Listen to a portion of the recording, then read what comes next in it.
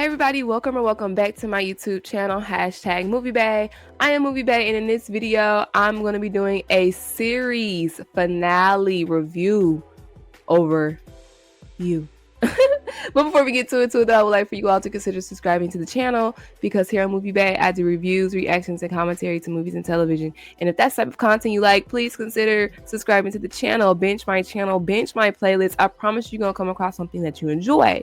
Okay, if you find yourself enjoying my commentary along the way, please give the video a thumbs up and drop your thoughts and opinions in the comment section down below.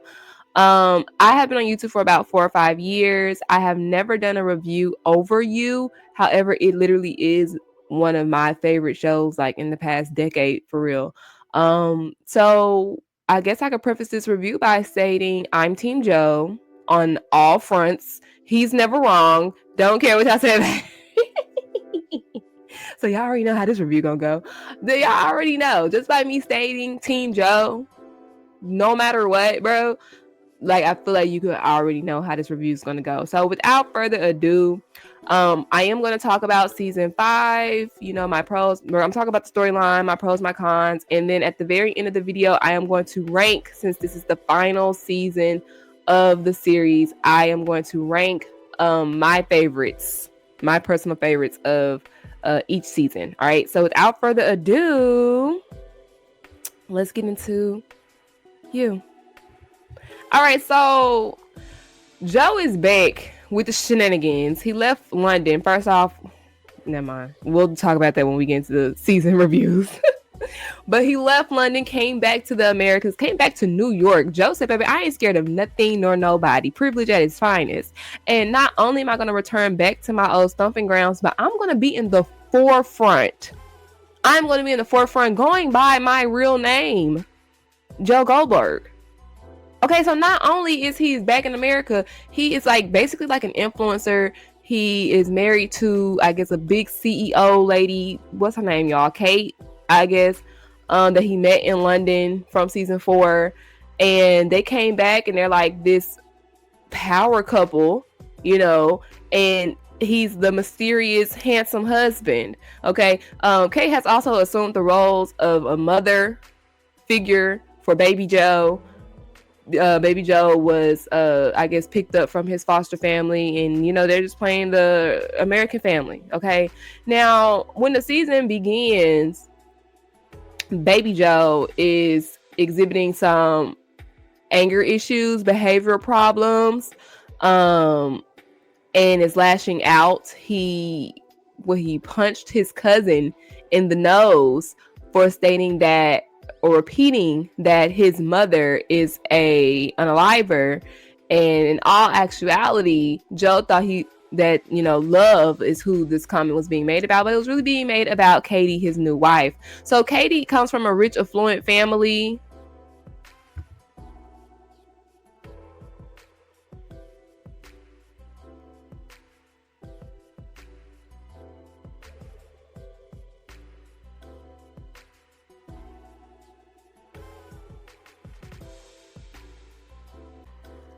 The Lockwood family and toxic. Joe, please leave these rich women with daddy issues alone. Please, have you not learned your lesson? No, my only problem with you, Joe, is you never learn your lesson about these girls that you be going with. Once again, we're in yet another rich, toxic family with these crazy women with daddy issues, and now you all intertwined in their family drama. So the Lockwood family drama is, they all hate each other. Kate was assigned a CEO, and then all the other real biological, fully blood Lockwood people, siblings, are in lower positions, and they all hate each other, and they're trying to take each other out. Okay, so Joe does get intertwined with this because you have her jealous family trying to find dirt on her, and in turn are finding dirt on Joe. So of course, now when you attack the kingdom, when it comes to Joe, Joe has to attack you. So that leads to his first unaliving for the season is Uncle Lockwood. Okay, and that just starts a trickle down effect because now Uncle Lockwood is unalived. So now we got to take out Kate's other siblings who I can't remember their name right now, y'all. I don't know why I'm drawing a blank, but twins. Let's talk about the twins real quick. I personally don't like when people play twins on shows like it's like it's one person. Like Lindsay Lohan did it in Parent Trap, and I feel like ever since then, like everybody just wants to, oh, I could play a twin. I could, even though I did end up liking the Lockwood twins. I can't think of their first names, y'all, for nothing in the world. But not both of them, Ivy, but Maddie. I like Maddie. She was the cool one. I just felt like this is a dynamic that I really didn't care for. However, when the evil Lockwood twin, when she threatens to take down Joe tries to kidnap her and, you know, do what Joe does. And he ends up kidnapping the wrong twin. So I said, okay, I guess that kind of came into play. Let's talk about that storyline real quick because it kind of is open and shut. Yeah, he kidnaps the wrong twin. So he really is trying to finesse and finagle a way out of it. Because he made it. Joe was so sloppy this season. It's like, I know this is the final season, and just how he was moving to me was kind of like, yeah, you might think you're rusty or because you're trying to turn a new leaf or what have you, but you're being so sloppy. It's like you want to get caught, Joe. Like, that's the feeling that I'm getting. So what I didn't like is how Kate Lockwood acted like she did not like Joe. Well, she acted like she didn't know who he was when you very damn well knew who he was. Then you act like you didn't like who he was. And then when it came to using him to get rid of your uncle, you was quick to jump at that. But then when he got rid of your uncle and tried to be open and vulnerable about who he is, and, you know, it's like that. Now it's, but that is never an answer. And you could solve it different ways. And you don't have to just unalive people to solve. Bitch! It was cool when you needed him to unalive for you, but now you're all holier than thou. I did not like Kay. I never liked Joe's girls, but she definitely did it for me. Y'all don't know me for real like that when it comes to my opinion on you, but I did not like Love at all. Oh, Kate's worse than Love. Kate make me love. Okay, so now that Joe's marital issues are starting to rise, he's trying to help out his wife that doesn't want to be saved. And so they are trying, like, the left hand isn't speaking to the right hand. So that whole that was a mess. That whole twin thing, dealing with her family, was a mess alone. So now you got Joe, because Joe always got a side because he's never happy in these relationships. He's always outsourcing, looking for new recruits. Because he picks the wrong girls. And here we go. We got this Rumpelstiltskin Glenn versus Glenda looking ass bitch. I cannot stand her. Cannot stand this character. I can't even think of her name right now. Like, that's just how much I didn't like her. What was it? You know what? I can't think of her name because she doesn't even know her name. Bronte. Okay, so he got Bronte. Bronte is breaking into the bookstore, and she's sleeping there occasionally, and he's just okay because Joe loves a person that has some form of intelligence about books. If you read books, Joe likes you. Oh, you write too? Joe loves you. Like, it's just, you're so easy to please. So let's get into Bronte. Bronte, we thought, I don't know, I never fell for it. It was something in my spirit that I did not like about this Bronte. She had a whole secret plan, a vendetta. Her running into Joe was not coincidence. It was not, true love or what have you. It was all a ruse. So Bronte is in like this true crime vigilante style Reddit subgroup, and they are trying to investigate and take down Joe. We find out that Bronte knew Beck, and from the flashback, it is giving that she had a crush on her. She wanted to be her. No identity. You're a lame-o, so you're trying to absorb somebody else's identity because your life sucks. So she joins the little club or what have you. Even and Dr. Nikki's son is the only person in my personal that had a reason to want to really go hard on Joe. I'm just saying, I just felt like I didn't buy Bronte in this whole, oh, she was my friend and you took her voice, and bitch, shut up. You just need some ambulance chaser. That's who you are. Anyway, so she meets this gang of Scooby-Doo Brat Pack kids, and they are trying to take down Joe. And so we find out that she was intentionally broke into the shop. Of course, she knows what makes him tick. They stalked him for years. She's done her research. Like, she did her research on Joe and knew exactly how to get him. And that's why I'm like, Joe, bro, you are so easy. Joe, this entire show, because when his wife found out about the affair, this really pissed me off. How you gonna try to take my child? Bitch, you are not his mother. If you want your own kids, pop them legs open and pop one out your cooch. This is not your son. You cannot have baby Joe. And she really pissed me off with that. So my thing is, Joe's whole thing was he was really trying to be back in his son's life. However, Joe, you're jeopardizing your freedom with your son for this little ugly pointy chin ass bitch. Like, I could not stand. I was like, bro, this could not be who you falling for, bro. The bar has dropped so low. And even when the plan was it blew up, when he found out that she had been stalking him and catfishing him, he still was like, but you wanted me to, Joe. And granted, I knew she did, because when baby Nikki, when he granted, I knew that they didn't have a case. Like, I was so pissed that they popped in with the stream. I said, not 2,000 people done watched you unalive this boy, Joe. Well, how are you going to get out of this? But honestly, they didn't have a case. It was self-defense. Close and shut. You broke into her house. You throwing her around. You swing on me. This is self-defense, open and close. Y'all don't have a case for real. Y'all thought that y'all did, but y'all really didn't. But when Joe was about to unalive baby Nikki, he looked at Rumpelstiltskin, and she basically gave him the okay with her eyes, because I said, oh, she want him to. And then when we found out, it's because baby Nikki was low-key, quote-unquote, taking over the case and putting her in harm's way when you were the one who broke in to the bookstore, putting yourself in harm's way. What? Oh, I don't like her. I don't like her. Joe just fell for it. Joe... But it's easy to fall for somebody when you're already in a relationship that you're not happy in. You know what I'm saying? So let's proceed. I think that's all I had to really talk about the catfish plan. Yeah. So the ending. We had to tie up the loose ends with the Lockwood family. The twin. I don't think she went to jail, y'all.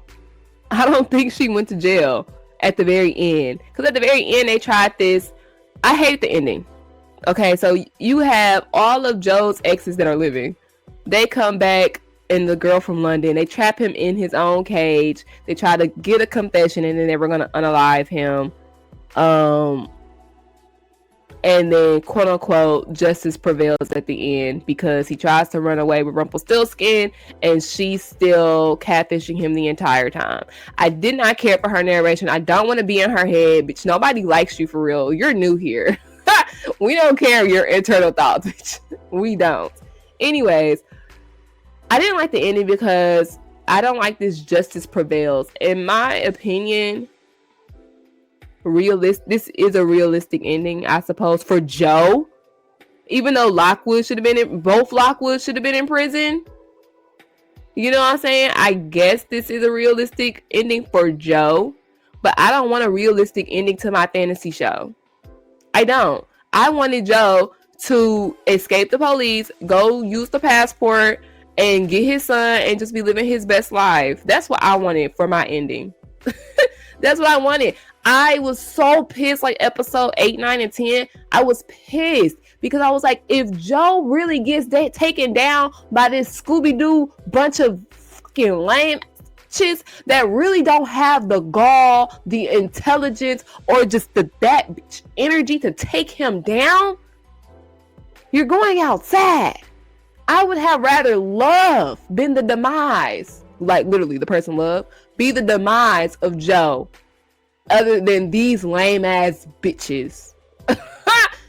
like y'all don't know. I really did not like Love in season 2 when she was talking about I'm pregnant. I said, bitch, please.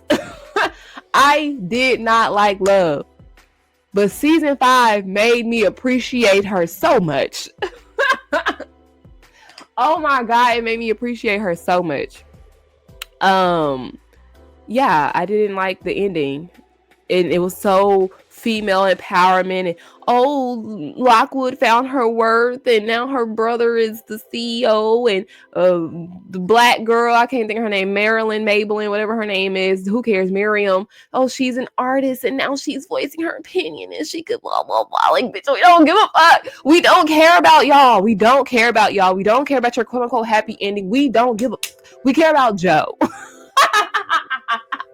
And I think the end scene, they were poking fun at people like me, because it was like, maybe the problem isn't me, maybe it's you, because of course Joe is still getting fan mail and while he's in prison, and I would be one of the bitches that's writing to him like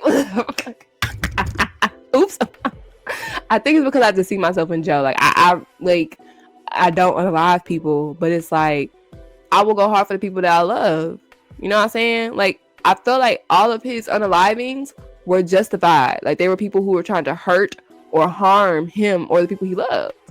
And for Rumpelstiltskin to be all like, you don't have to prove yourself to me. Like, I was like, bitch, you're not changing anybody. Like, the nerve to think that you act like that you understand, Joe, but you don't. Nobody cares. Oh my God, nobody gives a fuck about the bitch. God. Anyways,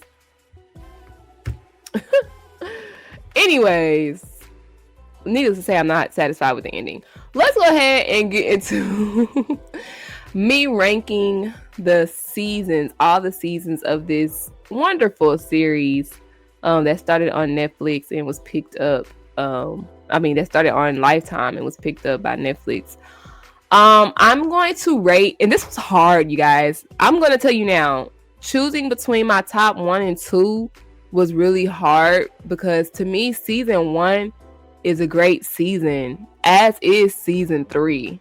But I feel like just because season 3 had a little more drama and it was a little more fast paced, that's why I gave season 3 the number 1 spot. I like season 2 because it's the first season. It brings us into Joe's world, and it just sets the foundation. So it's kind of like you gotta rate it high, because you gotta give respect where respect is due. But like I said, I feel like season 3 was just a little more fast paced, and they realized the formula that worked in season 1, and they amped it up for season 3. So season 3 is my number 1 position. Season 1 is my number 2 position. This middle ground was really hard for me as well, deciding what's my top 3 and 4, because I did not like season 2 because I didn't like Love. Like I said, like, it was slower pace. He found this new love interest, and I'm not even feeling her for real.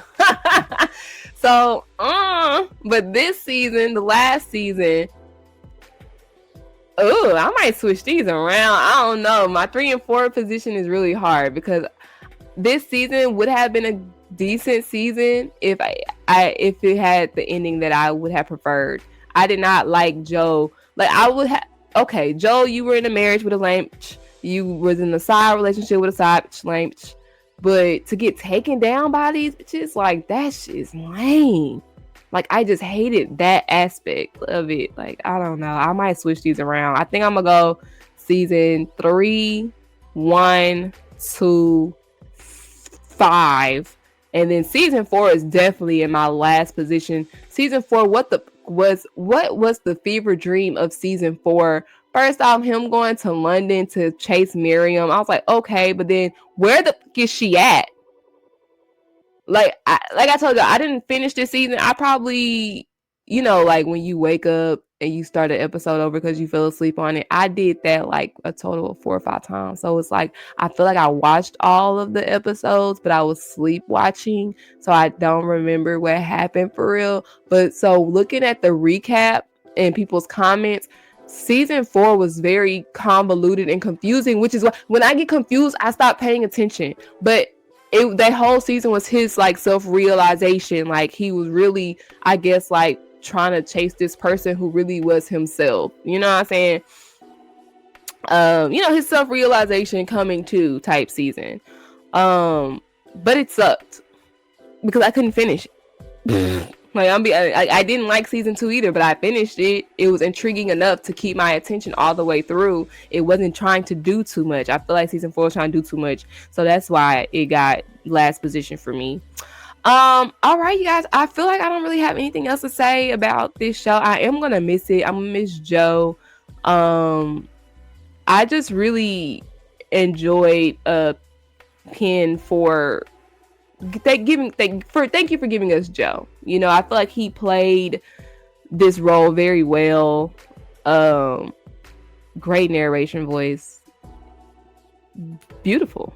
I don't know. I really love this series. Yeah, some missteps with the last 2 seasons, but this was a show that once again was kind of dragged out. You know, they kept getting renewals because of the fan favor, but it wasn't supposed to be this long and convoluted. So eventually it will slowly kind of die off at the end. No pun intended. Thank y'all so much for tuning in. What do y'all think? What were y'all opinions over the series? What was your opinion over season 5? How did you want the ending to be? Before you type your comment, just put spoil. Hell no, don't put spoiler, because if you're watching this and you should have seen the goddamn show. I'm just saying. Thank y'all so much for tuning in though. Excuse me. Be sure you like, comment, subscribe, and I will see y'all next time. Bye.